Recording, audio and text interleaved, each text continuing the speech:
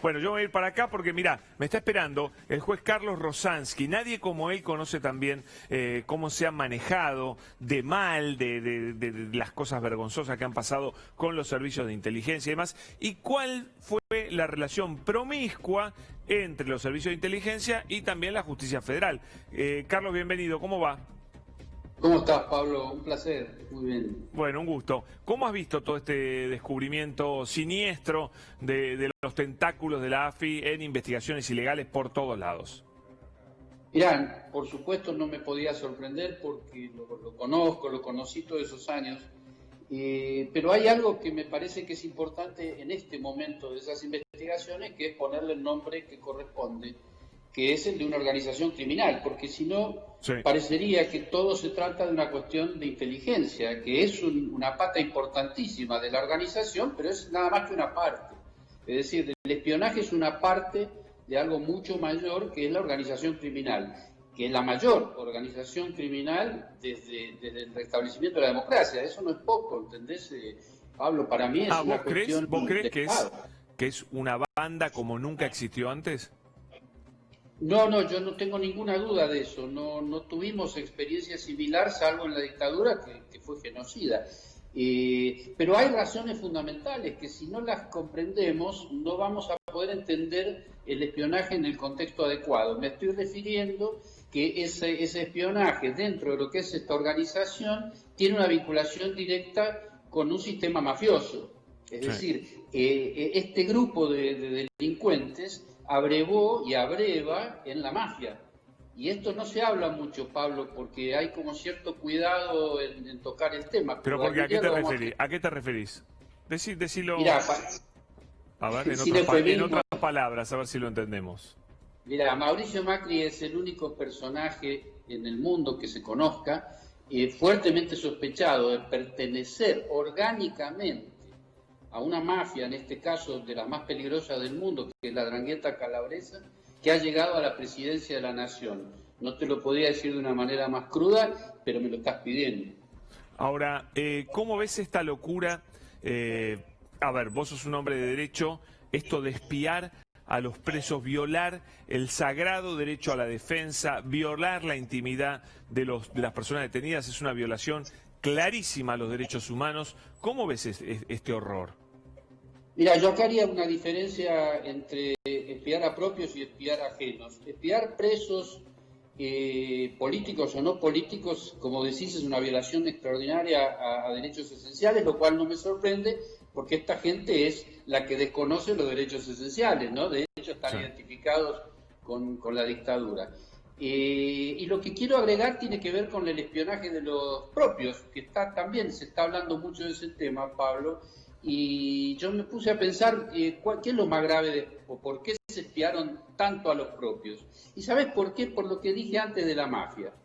El procedimiento mafioso es el que te hace desconfiar todo el tiempo, incluido a los propios, porque si no, no se va a entender, y lo que sería un error, a mí comprender de la situación, es considerar que el hecho de ser propio y espiado te reivindica.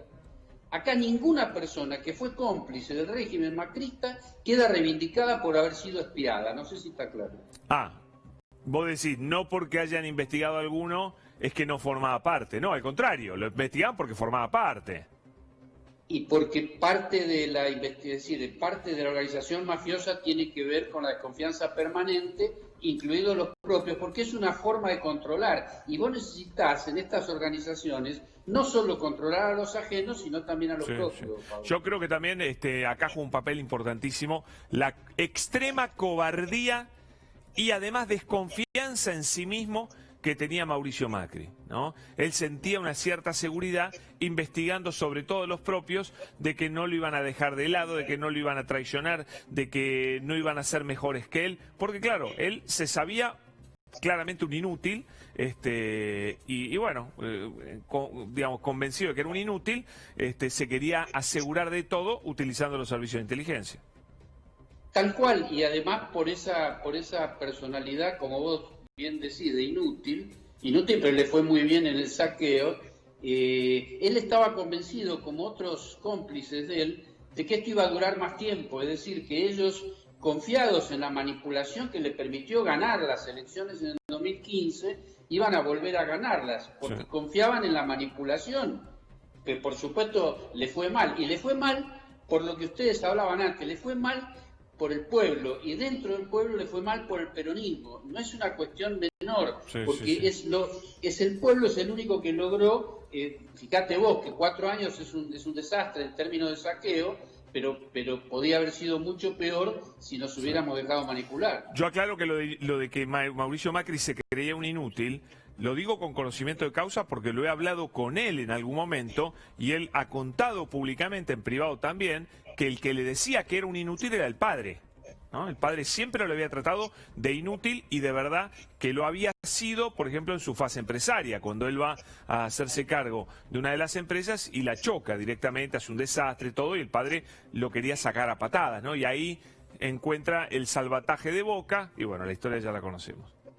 Bueno, y ahí tenés también una cuestión que tiene que ver con la personalidad de él, que vos definías recién, y que coincido, que tiene aspectos espeluznantes. Vos pensás que él es un hombre que públicamente dijo que le vino bien haber tenido bullying en el colegio secundario donde estuvo, en el Cardenal Newman, es decir, él fue acosado. Sí, totalmente, mucho bullying tuvo. Es una tragedia, Pablo, es una tragedia, y quien vive esa tragedia te dice cuando es presidente de la Nación que le vino bien, evidentemente tiene algún tipo de déficit que, bueno, Carlos, habrá que analizarlo. Una que conocés bien.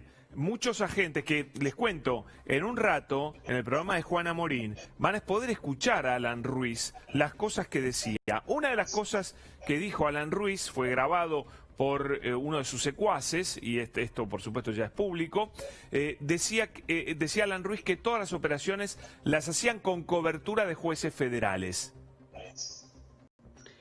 Mirá, hubiera sido absolutamente imposible, por eso yo decía que no nos quedemos solo con el espionaje, que es gravísimo, pero hubiera sido imposible todo lo que se hizo desde esa organización criminal si no hubieran tenido la complicidad de una parte del Poder Judicial. No es que los ayudaron, fueron parte, fueron cómplices. Carlos, y esto es lo que... Sí, nos quedamos sin tiempo, tengo que ir al corte, muchísimas gracias, un gusto. No, al contrario, un abrazo. Gracias, Pablo. El ex